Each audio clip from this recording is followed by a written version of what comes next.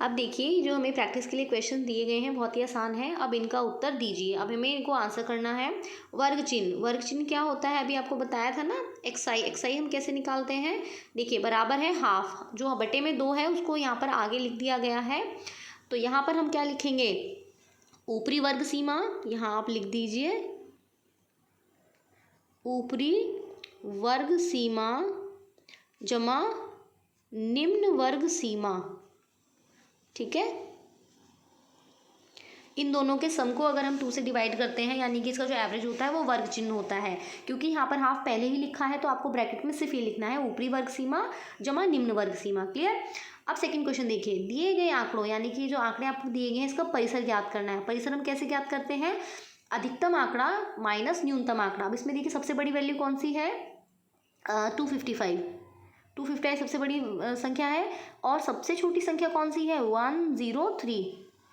ठीक है, तो हम क्या करेंगे, 255 माइनस 103, माइनस 103। अब इसको माइनस करिए, 5 में से 3 गया 2, 5 में से 0 गया 5, 2 में से गया 1, यानी कि 152 हमारा क्या आ गया, परिसर।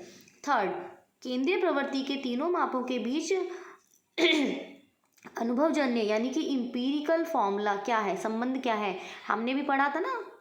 बहुलक बराबर क्या होता है, ये हमारे पास होता है, मैं ये वाला रब कर देती हूँ। हाँ, इसमें थर्ड वाले का जो आंसर है, थर्ड वाले का आंसर हम यहाँ लिख देते हैं। इम्पीरिकल संबंध क्या है, ये है बहुलक बराबर 3 गुणा माध्यिका माइनस 2 माध्य। ठीक है, इसको आप सही से लिख लेंगे, बहुलक बराबर 3 गुणा माध्यिका माइनस 2 माध्य है। ये आपके वर्कशीट में भी दिया गया है। अब देखिए क्वेश्चन नंबर 4, ऊपरी सीमा और निम्न सीमा के अंतर को क्या कहते हैं, हमने अभी डिनोट किया था ना एच से। देखिए यहाँ लिखा है ना, ये देखिए ये एच,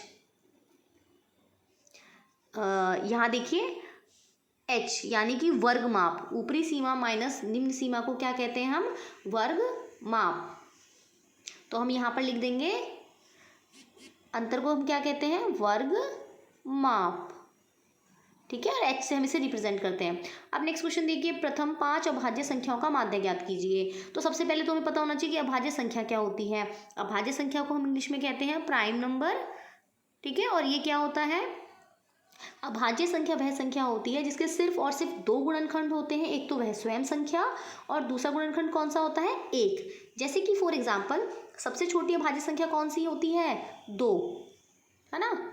उसके बाद 3, फिर 5, उसके बाद 7 और इसके बाद कौन सी होती है, 11। तो पहली 5 अभाज्य संख्या हमारे पास ये आ गई है। अब इनका हमें निकालना है माध्य। तो हम इनको क्या करेंगे, इन सबको हम कर देंगे ऐड और डिवाइड बाय क्या कर देंगे, 5, क्योंकि हमारे पास ये 5 नंबर हैं।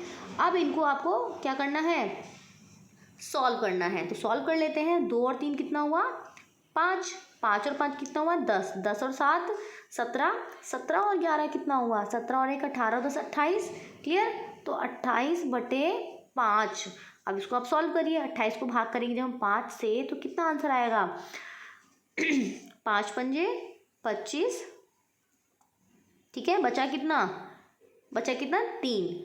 ठीक है, तो डेसिमल हमने यहाँ लगाया और वहाँ पर 3 के साथ क्या लगाएंगे, 0, और 5 6 30, यानी कि एवरेज हमारा कितना आ गया, 5.6। तो क्वेश्चन नंबर 5 भी हमारा हो गया है। इन सभी क्वेश्चन के आंसर आप थोड़ा डिटेल में अच्छे से लिखेंगे क्योंकि वर्कशीट पर स्पेस कम होता है, तो यहाँ मैं पूरा कंप्लीट नहीं लिख पाती हूँ। आप सभी बच्चे बहुत अच्छे से अपने आंसर्स को लिखेंगे और चेक कराएंगे। ठीक है, ये देखिए कोविड के संदर्भ में हमारे पास एक CAB संदेश लिखा है, नियमित रूप से अपने हाथों को साबुन और पानी से धोएं। तो हमें इन चीज़ों का भी ध्यान रखना है क्योंकि कोविड जो है वो बहुत बढ़ रहा है, तो हमें अपनी सेफ्टी का भी ध्यान रखना है बेटा। तो सभी बच्चे काम अपना पूरा करेंगे। Bye bye and take care.